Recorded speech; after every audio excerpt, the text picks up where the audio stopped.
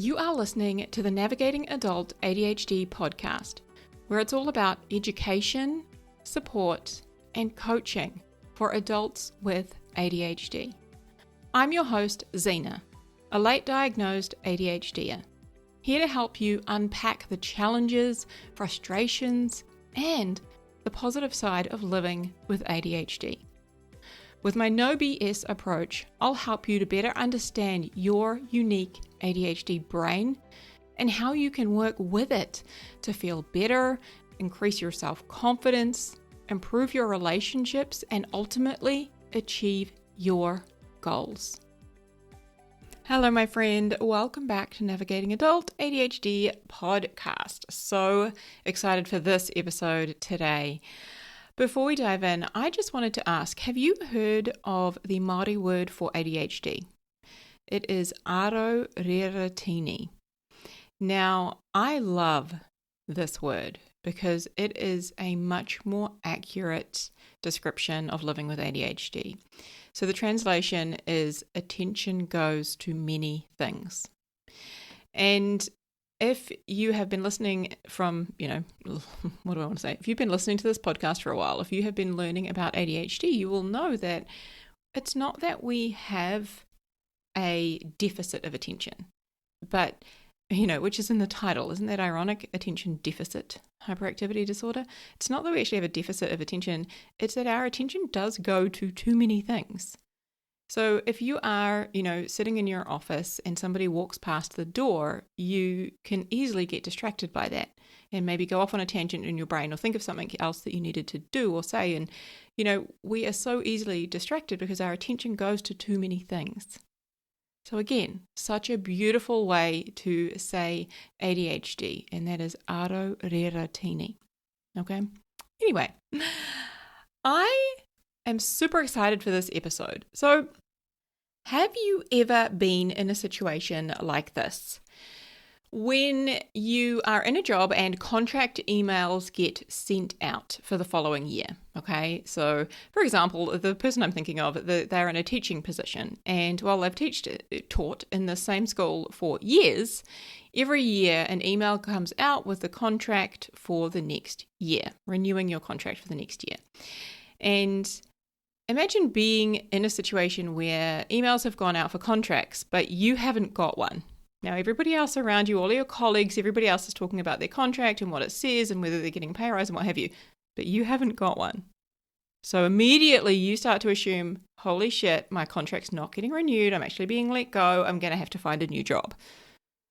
Or maybe you've sent a text message to a friend of yours about catching up for a coffee this weekend, and you can tell that she's read the message, but she still hasn't responded. It's been a few days and she hasn't responded, and you start thinking, you know what, she's actually probably just ignoring me because she doesn't want to spend time with me.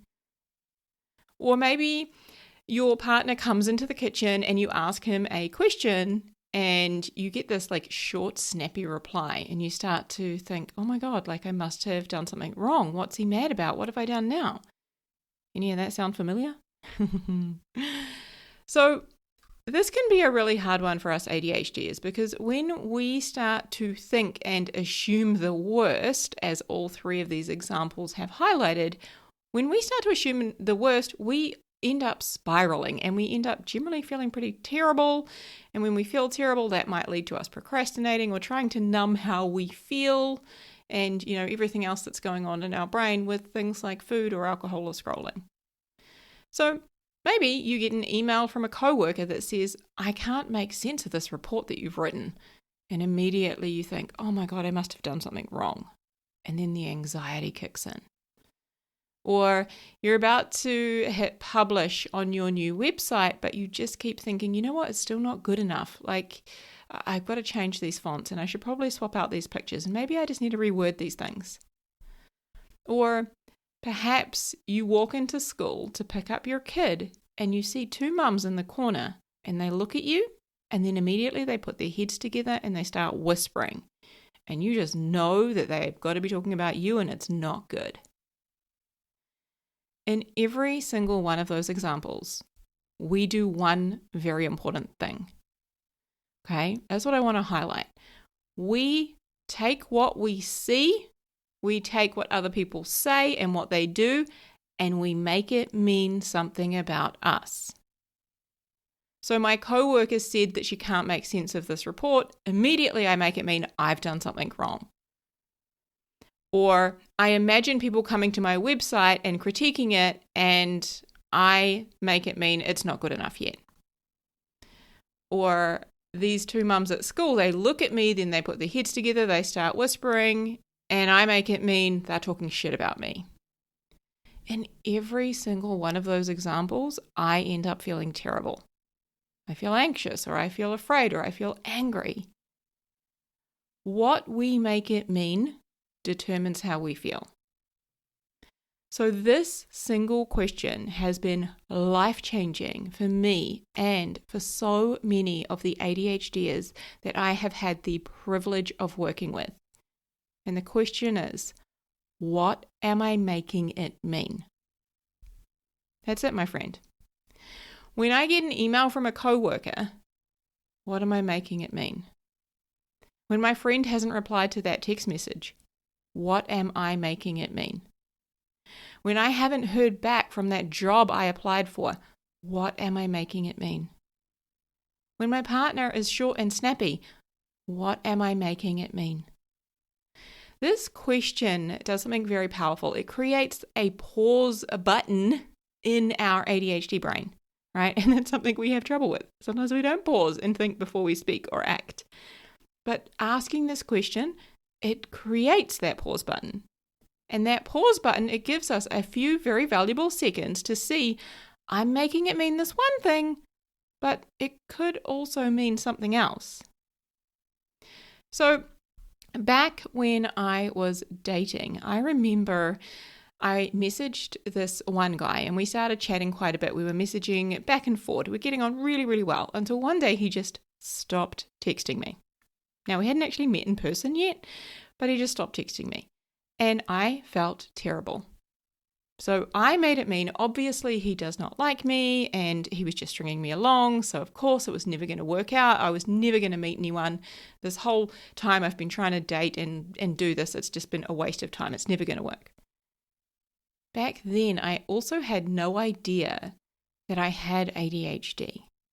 I had no idea about the intense emotions that we can experience and feel because of RSD. And when I made it mean all of those awful things about me, then I was experiencing this intense, rejection and criticism and all of these feelings that was like heightened by having RSD. So what did I do? I quit dating for a few more years. Now, because adults with ADHD are highly sensitive to rejection and to criticism, right? RSD, that stands for rejection sensitivity dysphoria. So because we're highly sensitive to these, the potential of being rejected or criticized, what that means is our brains are on high alert looking for it, scanning the horizon all of the time, looking for it. So, of course, we don't want to experience those feelings. We don't want to experience that intense emotional reaction. But because of that, because we're so afraid of that, what often happens is we are very quick to take what other people say and what they do and make it mean terrible, awful things about ourselves. We can take what other people say and do and make it mean things about us that make us feel so bad. Now, could it have meant in that situation that guy did not like me anymore? Sure. Yeah, maybe. But it could also mean that he'd just quit dating.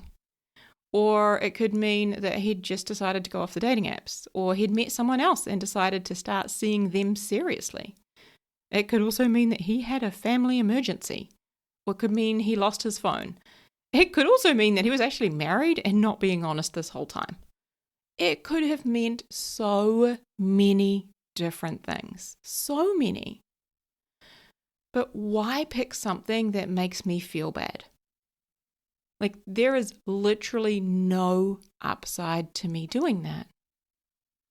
So, when your mother-in-law comments on the mess in your house, right, you could make it mean that she's judging you, but that's not going to feel very good. And if you do make it mean she's judging you, you're probably going to start stewing on it and ruminating on it in your head, and then think of all these things that you kind of wished you'd said to her, or you're going to be short and snappy with her and start judging her for things she does. And then you're probably going to end up beating yourself up for the state of your house. So what else could it mean when your mother-in-law comments on the state of your house? What else could it mean? It could mean that she simply comes from a generation that places importance on the cleanliness of their house. It could mean that we just have a different set of values. It could mean that she's just having a bad day. Now, I have been in a situation just like this one, something that still happens to this day. And I go with, we just have a different set of values. That feels so good for me. And I just know it's so true. It's true, we're both from different generations, but also we have a very different set of values and where we choose to prioritize our time. That's okay. What is the best way that I can look at this?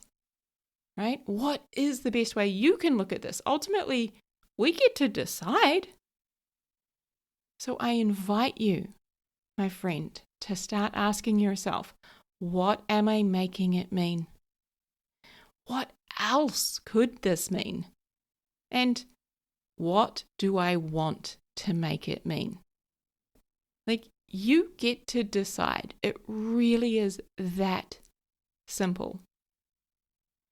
And here's why this question, this single question, is just so powerful and can literally be life-changing for those of us with ADHD. Because when we change what we think, when we change the meaning that we attribute to it, we change how we feel.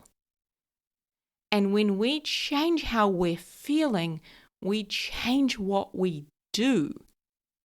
Right? We can stop ourselves from stewing on it. We can stop ourselves from judging the other person and just worrying about it repeatedly, or saying something we might regret later. This question helps us to feel better. And then it also helps us to think before we act. It helps us to be deliberate with our actions rather than simply reacting to our emotions, reacting to how we feel, right? This question gives us agency. So let's go back through some of these examples I've already shared with you. In the contract email example, when the contract email had been sent out and this person had not got their contract for the next year, she was assuming she was being let go, that she was being fired effectively and was going to have to find a new job. And what else could it mean? It could mean that there was an error in the system. It could mean that they had simply, thought they'd sent hers out, but they hadn't. It could mean that, maybe she was being let go, or it could mean that they needed to talk to her before they finalized her contract. It could mean that, somebody had skipped her name on the list and thought it had been done. It could mean so many different things. And in this case, what had actually happened was there was a computer glitch. It had been processed. They wanted her to stay. They had renewed her contract and everything their end, and they assumed the computer had sent it out like it had to everybody else. There was just a glitch somewhere. Like, complete error in the system, not a human error. There was like a computer error. That was it, right? It didn't mean anything about her work, her value, like nothing. But notice how quick our brains can be to go to worst case scenario, right? With a text message, right? You see that your friend has read the text message, you've texted them and said, hey, do you want to catch up for coffee this weekend? And they haven't replied, but you can see that they've read it. What else could it mean? So many things. It could mean they've got busy, they thought they had replied, they had meant to reply, they forgot to reply. Life happened, somebody called them while they were reading the text and they got distracted. Gosh, my friend, us ADHDers, let's be honest, we forget to reply all the time, or we think we have, or we've typed out the message but we didn't push the send button. All of these things, right? It doesn't need to mean anything about the friendship or us personally, right? But notice when we choose to make it mean they simply forgot or they got distracted, we feel very differently. right? We can feel compassionate. We can feel understanding. We can feel a different emotion that likely leads us to message and say, hey, are you still free this weekend? Or are you keen for the coffee? It likely leads to us reaching out. It leads to different action. Okay? And again, when your partner comes in the kitchen, he's short and snappy when you ask him something, and you assume straight away, like, oh my God, I must have done something wrong. He's going to be mad at me. Like, maybe not. Like, what else could it mean? It could mean he had a bad day. It could mean he's in the middle of something in his head, right? It could mean he just stubbed his toe on the stairs. It could literally mean so many things. You get to decide. Okay? Why not just make it mean, hey, maybe he's not having a great day? So I can ask him, hey, is there anything I can help you with? Do you need some support? Is everything all right? Right? Notice how when we change what we make it mean, when we explore other options, we have the ability to change how we feel. Okay? So the second time around in the dating example for me, I knew it was likely going to happen again. I knew that I would probably, have a situation where I might get ghosted and somebody might not text me back, or, it was likely going to happen again. I was fully aware of that. But this time I went in being so much more deliberate with what I chose to make it mean. Even with my partner, who I'm now with, I remember there was this one day where he didn't text me back. I'd text him, and we'd been texting quite frantically, like back and forward, because we were like very excited to be getting to know each other and hang out, etc. And I'd sent him something like, oh, hey, how's your day going? And like, what about this? And like asking a few different questions. And usually he was super quick to reply. But there was this one day where he didn't reply for like 24 hours. And my brain was like, wanted to freak out, wanted to make it mean he'd found somebody else, he didn't like me, all the things. I was so aware of it this time. So I was so deliberate with like, he's probably just busy with the kids. I know he's got a lot on at work this week. It could mean all manner of things. Like, I was so deliberate with showing my brain all of these different examples, and that really helped me to calm down and not jump to a conclusion and send some, wild, crazy text message to him, or, delete the apps completely or anything like that, right? Just showing my brain all of these other options and possibilities really helped me to calm down and not be reactive and quick to assume the worst case, okay? Now, I have got clients who have got this question on their screensaver of their phones. I've got others who have like post-it noted it all over the house, and including in the car. And then I've got some who have, just created this habit in their brain, in this way of thinking, where they ask themselves this question anytime they feel a negative emotion. And I do this all the time. I am forever asking myself this question. Anytime a negative emotion comes up, especially in my interactions with other people, I'm going to ask myself, what am I making it mean? Our ADHD brains are the most powerful tools on the planet. And like any tool, we can use it against ourselves, or we can use it for ourselves, right? Just like a hammer is a great tool for building a house. It's also really great for hitting yourself in the face. But there is no upside to doing that, okay? So this, my friend, is one of the ways that you can work with your ADHD brain, by asking yourself, what am I making it mean? What else could it mean? And what do I want to make it mean? Because ultimately, I get to decide. Okay, my friend, have a beautiful week. I'll speak to you soon. If you are loving what you're learning here on the podcast, but you still feel like your ADHD is holding you back, I can help. Using evidence-based coaching tools and my own experiences, I'll help you to manage your emotions and feel better, to increase your productivity, grow your self-confidence, and create the life that you were meant for. Visit zenajones.com/thrive and schedule an ADHD support session to get started.